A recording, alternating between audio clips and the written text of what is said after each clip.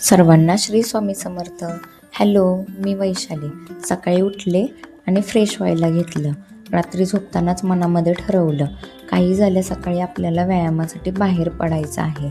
आज माझ्यासोबत माझी मैत्रीण होती. एरवी मी रूममध्येच व्यायाम करते, परंतु आज बाहेर जावं म्हटलं. रिकाम्या पोटी रोजप्रमाणे पाणी प्यायला घेतलं. तुम्ही पिता का? पित नसाल तर आजपासून घ्या प्यायला. त्याचे फायदे खूप आहे. आपली पचनक्रिया वाढते, शरीरामध्ये हायड्रेशन राहते, विषारी पदार्थ बाहेर पडण्यास मदत होते, रोगप्रतिकारशक्ती वाढते आणि आपली इम्युनिटी टिकून राहते. चला तर मग रोज तुम्ही पण पाणी प्यायला घ्या आणि मला त्याचे रिझल्ट सांगा कसे वाटतात ते. बाहेर पडले, शॉर्टकट पकडला आणि थेट तातवडे उद्यान गाठलं. आतमध्ये जाते आणि बघते तर काय, सर्व तरुण मंडळी गायब आणि सर्व म्हातारी मंडळी हजेरी लावायला. त्यांना पाहता क्षणी मी ठरवलं, मीही रोज बाहेर पडणार आणि व्यायाम करणार. त्यांना बघून मीही जोमाने व्यायामाला लागले. खूप छान वाटलं, फ्रेश हवा होते. शेवटी रूममध्ये आणि बाहेर फरक पडतोच.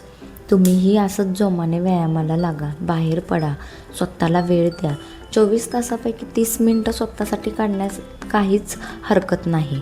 व्यायामाचे प्रकार खूप आहेत. तुम्हाला जे आवडेल ते तुम्ही ठरवू शकता. चालणे, धावणे, पोहणे, मला जे आवडतं ते मी करतेच. तुम्हीही करा.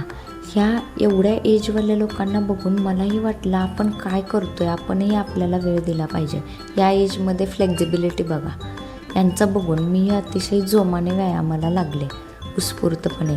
मस्त अशी सकाळ सकाळ हिरवीगार दाट झाडी होती, पक्ष्यांचा चिवचिवाट होता आणि फ्रेश हवा होती.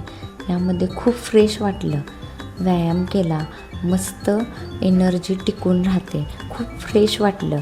ते झाल्यानंतर इकडे बाल क्रीडांगण वाचूनही मी झोका खेळायला बसले. खूप लोक मला जज करत होते, परंतु मी त्यांना इग्नोर केलं आणि मला जे आवडतं त्याला मी वेळ दिला आणि आनंद घेतला.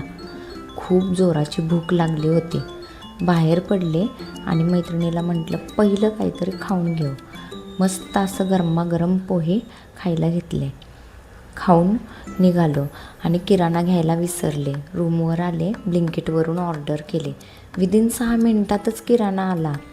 तो पाहून खूप मस्त वाटलं. मग रात्री भिजत घातलेले ड्रायफ्रूट्स खायला घेतले. ते खाल्ले, पटपट स्वयंपाक केला आणि जेवून घेतलं.